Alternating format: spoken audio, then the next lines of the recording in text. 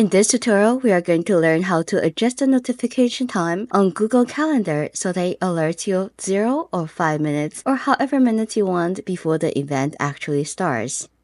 First, click on the gear icon right here. Then click on Settings. And on the left side, we see the calendars that are included in this account. And the default one that I use the most is the one that's titled My Name, Amy Ling. Click on that. Then you can either scroll down or click on the left side where it says Event Notifications. And here you can adjust the time. By default, it's set to 30 minutes. You can change the time to however minutes you want. To change it, click on the box and type in the minutes you want. For me, I changed it to 5 minutes. Then it automatically saves. Now let's go back and create a testing event. I need to give it 5 minutes for it to give me the event, as in 5 minutes before the actual event.